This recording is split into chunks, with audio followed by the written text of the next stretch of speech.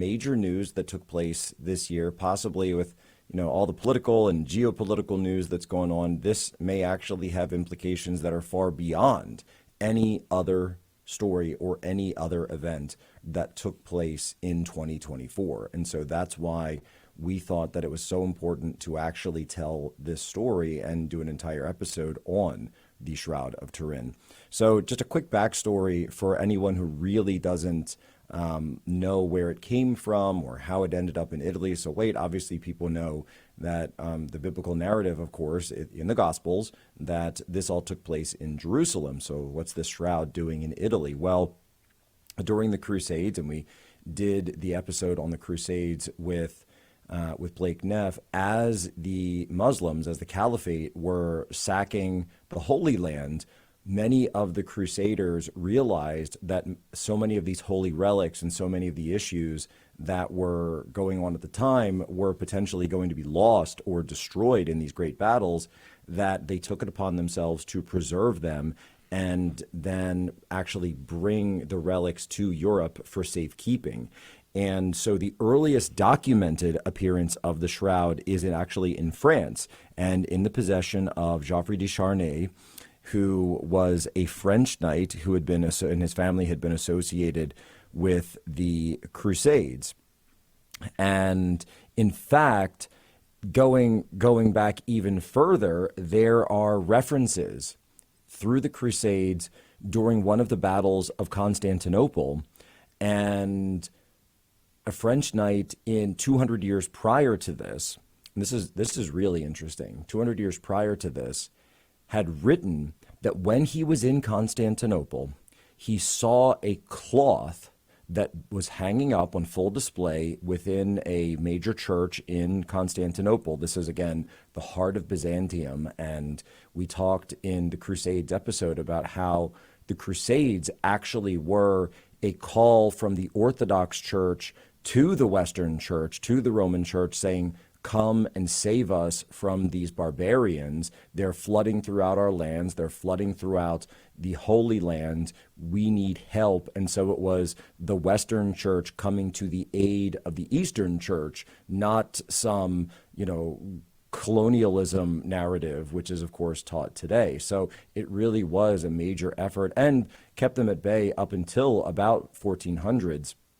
So this French knight, who's Robert de Clary, is writing that when he was in Constantinople, he saw a cloth that bore the face of Jesus, and he referred to it as the image of Edessa, also known as the Mandylion, which was brought from Edessa, which is in Ankara, now southern Turkey, sort of on the border with what is today Syria, and all the way back in 944 AD. So even prior to the First Crusade, about 1,000 years before the First Crusade, and basically the idea being that this image, this cloth which bore the face of Christ, was in fact the Shroud of Turin that we know today, and that these could have been the same cloth, that it makes its way to Constantinople, which is the heart of Byzantium, the heart of the Eastern Empire, and then as the Eastern Empire falls,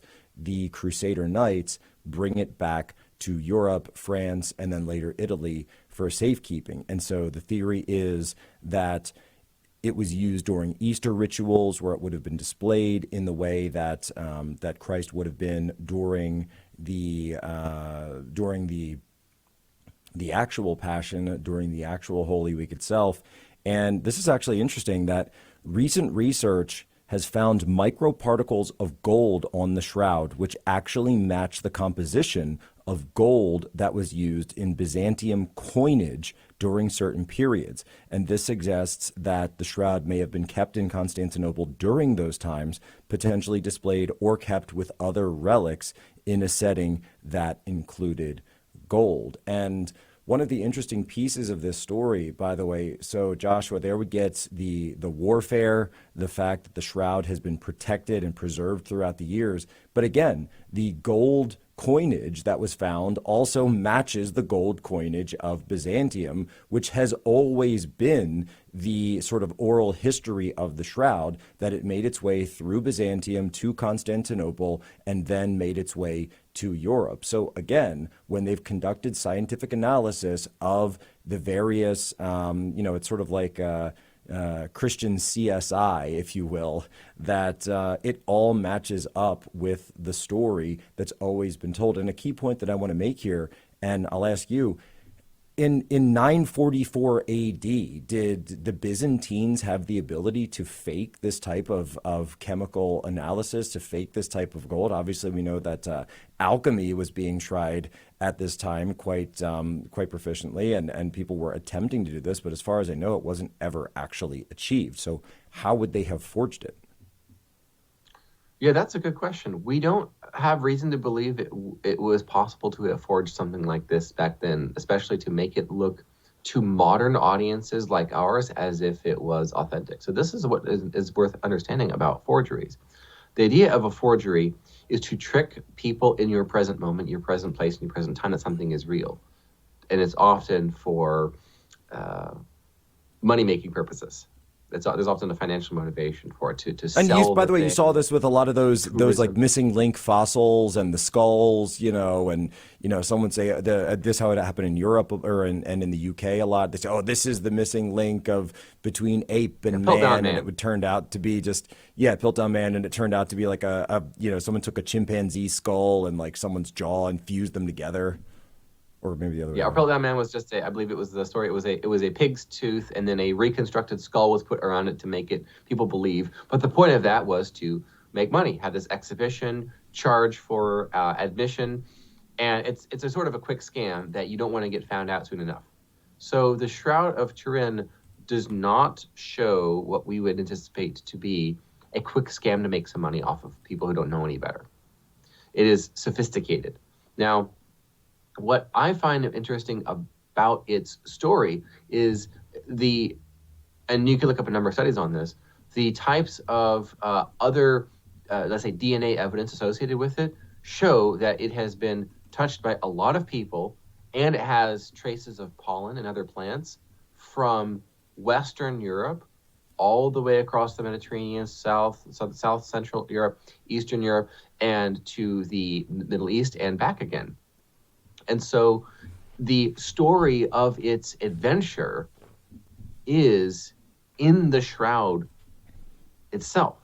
So what we have done is we have debunked the debunking.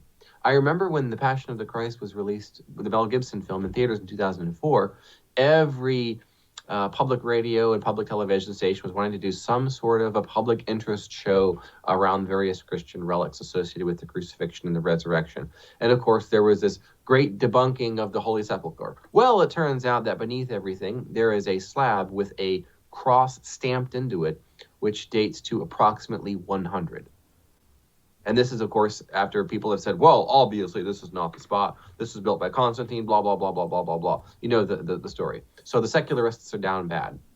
We have the story of the Veil of Veronica, which is, of course, the relic that was associated with the woman of Veronica who wiped Jesus' face on his way to be crucified. It seems as if the original one was destroyed in a fire in the 16th century, but reports from that time, writings from that time, is that the depictions of Jesus' face, which go back many centuries, match the appearance of the face on the Veil of Veronica, which is interesting. So we don't necessarily have all relics that remain, but those that we do have access to, the debunking around them is being debunked. The more science is advancing. And so this idea that these are sophisticated forgeries or even simple forgeries meant to make a quick buck off of poor, illiterate, devout, religious believers who are silly and easily deceived because they want to be, that's the story that New Atheism has put out there. Well, that is being eliminated. It's no longer a reasonable belief system.